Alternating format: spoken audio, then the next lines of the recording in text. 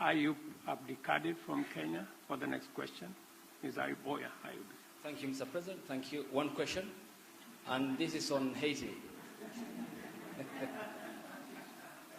President Biden, Kenya is rather doing the heavy lifting in a turbulent region, Somalia, South Sudan, the Democratic Republic of the Congo. Washington, as you have mentioned, has committed millions of dollars for the cause in Haiti. Isn't it ironic that while America is ending its forever wars in Afghanistan, the latest in 2021, under your leadership, when you withdrew troops from Kabul, and that you're committing Kenya to another foreign wars 12,000 kilometers away from Nairobi? I mean, why the discrepancy, why the dichotomy? While you're ending your forever wars, overseas wars, yet you're committing Kenya to Haiti. Can you explain that? Very easily. There's a reason why Afghanistan has been known as the graveyard of empires. The likelihood of anybody uniting Afghanistan is highly, highly, highly unlikely, number one. Number two, there are ways to control ISIS other than occupying Afghanistan. It was an unnecessary need. Now, with regard to Haiti, Haiti is in an area of the Caribbean that is very volatile. There's a lot going on in this hemisphere, and we're in a situation where we want to do all we can without us looking like America once again is stepping over and deciding this is what must be done. Haitians are looking for help, as well as the folks in the Caribbean are looking for help. And so we checked out with a number of other countries. The one who stepped up was Haiti. We committed to provide the wherewithal, the intelligence and equipment and the like to Haiti. And so it's a logical thing. And you have a first-rate capability, and you keep your word. That's an important dynamic. I agree with President Biden that Kenya's participation in Haiti is not so much about what happened in the past. It's about what we believe in, the peace and security of humanity. And we don't find that the U.S. is committing Kenya because the U.S. cannot commit Kenya. I am the president of Kenya. It's me to make that decision. And it's the people of Kenya to commit their own troops using their own structures. We've gone through the processes in Kenya. Parliament has approved. We have a clear mandate. We have a clear framework. And it is us, the people of Kenya, who made this decision in the interest of serving peace and stability as a responsible global citizen, and understanding that insecurity, instability anywhere is insecurity and instability everywhere. And by the way, you asked about, you implied that we weren't doing anything anywhere else. Well, we're kind of occupied around the world, but we're also engaged in Congo, in the neighborhood. And, you know, we can continue to help alleviate human suffering there. The United States is the largest humanitarian donor, providing $375 million in humanitarian funding just this year, including support for more than 6 million displaced people from the DRC. So we are engaged in more than one place. Follow up to my president, Dr. Ruto. You said that Kenya is committed, and in your Carter speech in Atlanta, you said it's based on humanitarianism, helping Haiti out. But can you explain the geopolitical goal, 12,000 kilometers away from Nairobi, when schools in the counties of Baringo, West Pokot, and Turkana have not yet opened because of the banditry problem, yet you are committing our national police force to Haiti, and where is the priority, this being one of your major manifesto pillars, talking about security, and to the extent that even the Defense Cabinet Secretary talked about the deployment of, if need be, the Kenyan military or the special personnel to make sure that schools are open, children go to school in areas that are bandit-prone in Kenya. Why are you committing to Haiti when we have a problem back home? Is it an irony that you are putting the fire in the faraway neighbor's home when when our own home is on fire? Thank you very much. I made a commitment to the people of Kenya to sort out insecurity in the North Rift. I have followed that with action.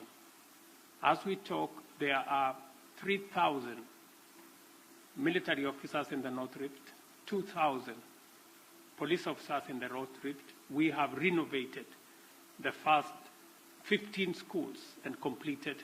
We have reopened 20 schools already that were closed in the North Rift. And that exercise is ongoing. We have made tremendous progress in making sure that we create security at home, but that does not take away our responsibility. Even as we were deploying troops and policemen in our own country, in North Rift, to sort out the banditry problem, we still deployed 1,000 troops to DRC Congo, because that is our neighborhood. We have 5,000 troops in Somalia, because equally that is our responsibility. And Haiti should not be an exception. That's why deploying 1,000 security men to Haiti speaks to the same belief and commitment to peace and security. Next question from April Ryan.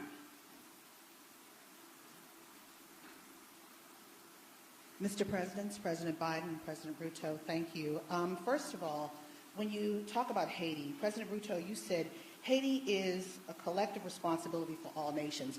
And for you, Mr. President, President Biden, President Ruto, do you believe that these nations can break the back of this militia that has gripped the nation there? And also, when it comes to Congo, thank you, Mr. President, for bringing up what the United States is doing for the Congo, especially as that flag was behind you at Morehouse. Mr. President, could you tell me what the African Union is doing, as well as Kenya is doing, when it comes to the humanitarian crisis in the Congo? Thank you. What was my question? Sir, your question was Haiti. Can the United States and Kenya, or the nations collectively, break the backs of this coordinated militia that has the grips of the nation? That nation. Thank you. Yes.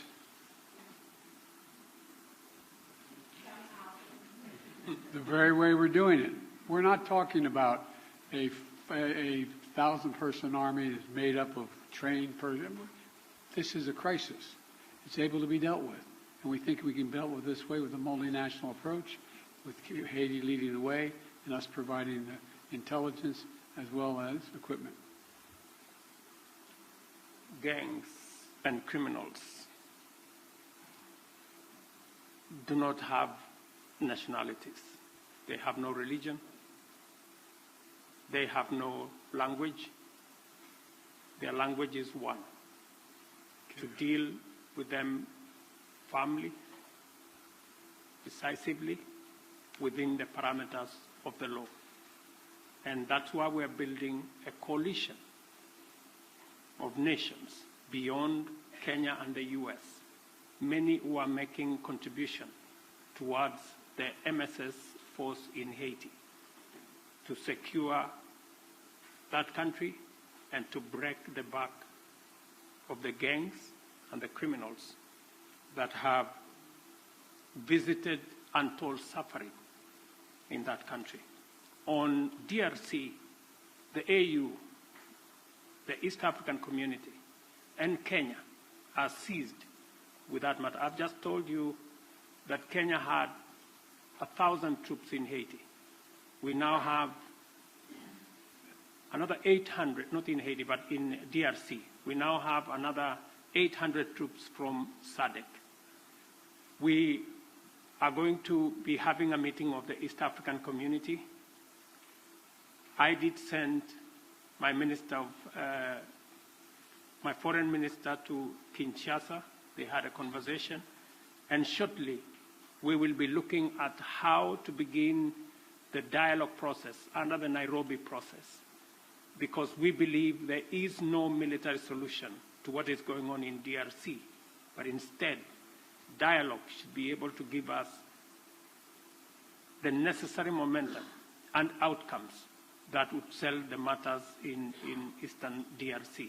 So both the AU, the East African Community, and Kenya as a country are seized of that matter. We know that the humanitarian crisis in Eastern DRC has displaced close to 7 million people And I want to thank the United States of America for stepping in with humanitarian support for that region, because it is a collaboration of different countries in different ways to deal with that situation. The rest of us are committing troops. We are committing deploying our infrastructure to facilitate the resolution of the matters in DRC.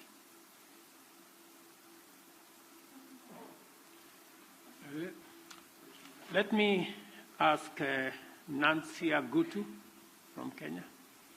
She's here. Okay, Nancy. Mr. President, Africa is asking America to lead the way and double its contribution to the World Bank's international development assistance to help developing countries access more financing, to alleviate debt distress, and to tackle climate change. What is your commitment on this? Thank you. I'm sorry, I didn't catch all your question. Sorry, I'm saying Africa is asking America to lead the way and double its contribution to the World Bank's international development assistance to help developing countries to access financing to alleviate debt distress and to tackle climate change. What is your commitment on this? We made a major commitment to this. Number one, as I said, the United States has long championed international financial institutions that provide low-cost concessional resources to the poorest developing countries, including from the IMF. To that end, my administration helped design and establish the IMF's new initiative that provides low-cost funding for countries that are taking steps to enhance their resilience. Important partners in Africa have the capital they need to ensure they have the capital they need to invest in their futures.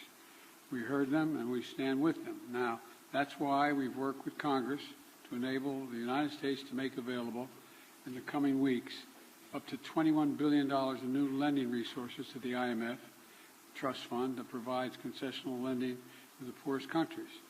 It's a little like, having to go when you're in debt, having to go and find someone to help you out. That's what this is about. We believe supporting friends and this partnership is we're happy to do our part. And look, we've also doubled our commitment to the IDA. And I'm proud the United States is the biggest donor to the IDA in this cycle. I'm proud to be working alongside Kenya to support robust financing and policy packages that are going to help the most vulnerable countries address their investment needs. There's debt and there's growth. And you got to deal with the debt before you deal with the growth. And so we're trying to use international lending organizations to be able to provide that capability so people can grow. That's what it's about. Will you allow the defense to strike? Whoa!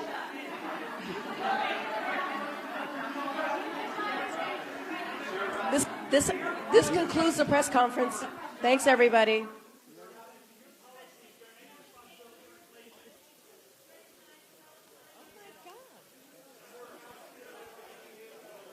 Thanks, you, everybody. This concludes the press conference. Thank you. Thanks, everybody.